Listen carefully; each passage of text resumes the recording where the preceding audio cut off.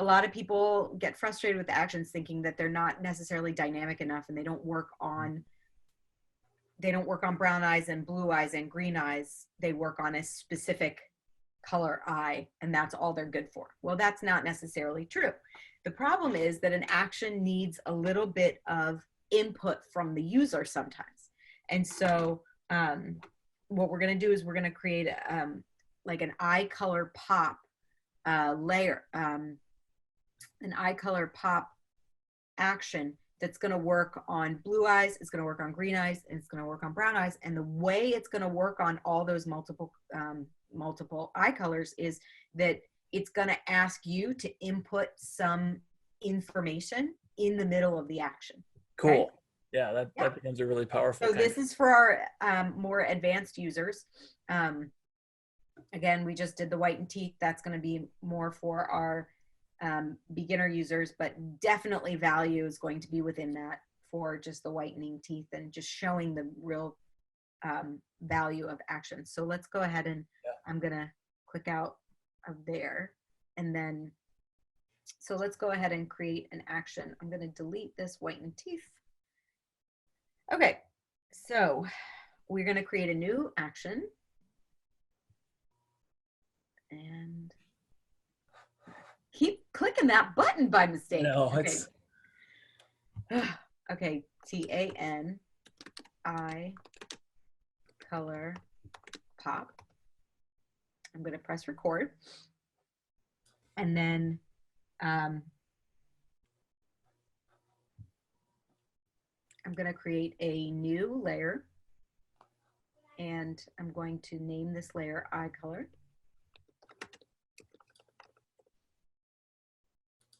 I have each one of these steps written out so that I don't forget one. So here's the important thing, and this is the area that we need help with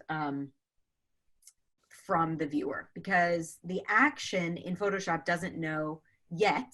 Photoshop does not know yet if this person in the photograph has blue eyes, green eyes, or brown eyes, or hazel eyes. I'm sure there will be a time in the future when the AI gets that advanced, and I don't think it's very far off, but for right now, we need to do a little work ourselves with our brains. So we're going to create a stop. So we're going to insert a stop into our action. Oh, nice. Okay. And this is a note to yourself. Okay. So in this note, we want to add a little note about what we do in the next step. So then fill next area with exaggerated version of model's eye color. This is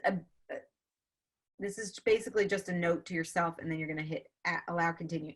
Now, if you're creating your own action, you might not necessarily need to add this note, or you may decide to delete this step at a future time. That's totally okay. But for right now, when you're starting to learn these, you want to make sure that you're kind of holding your own hand through the creation of this. That's great. So because we're kind of creating, this is going to be hard for me to explain. Because we're kind of creating like a virtual step, we're not actually filling the eye color right now with blue. Remember, we're taking our retoucher hat off and we're putting our programmer hat on. We have to virtually add this step to this action. Gotcha. Okay. Because if I did blue right now, it would do blue when people have brown eyes. Well, yes, exactly. Yeah. Okay, great.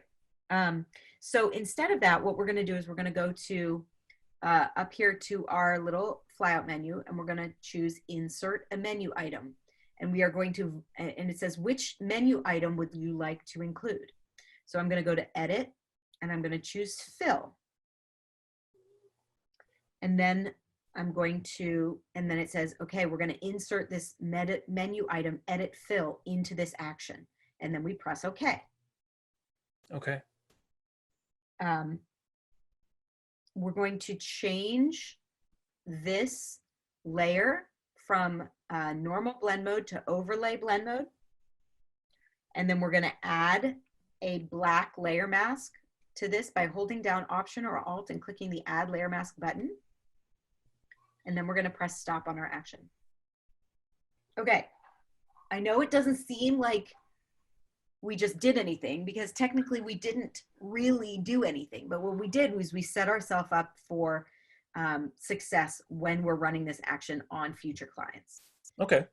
So deleting this, because you always check your actions. Let's start here and let's press play. Here's my little note. Fill the next area with exaggerated version of model's eye color. Go ahead and press continue, and then look what comes up, our fill dialog box. Okay. We're going to choose color. We're going to sample a blue of the eye, and then we're going to exaggerate it. Then we're going to press OK. Press OK again. And then remember that because we hid it behind a black mask, because we want to let Photoshop do all of the mundane tasks for us, not just one or two of them, all of them. Mm-hmm. So now the only step that we have left to do is come in here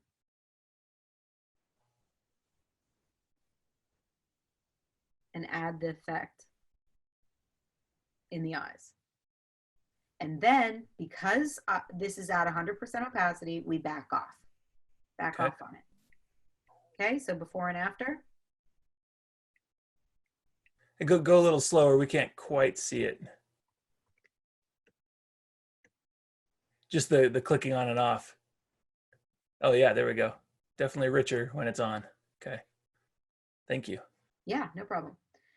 So again, compounding time saving. Let's come here and we're going to run the same action.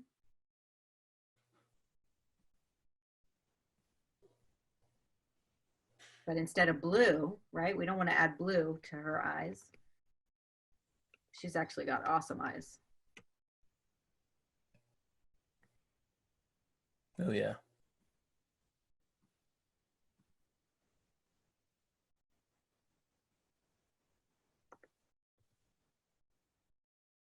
And I'm actually just going to add this to the outer rim because she does have, see how she has that amber? Yeah.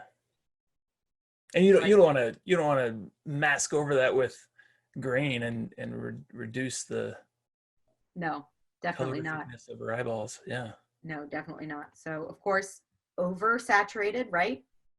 I always leave these adjustments at 100 because it's your job to pull it down and make sure it looks realistic. Yeah, there we go. Okay. So let's just zoom in. Perfect. Yeah.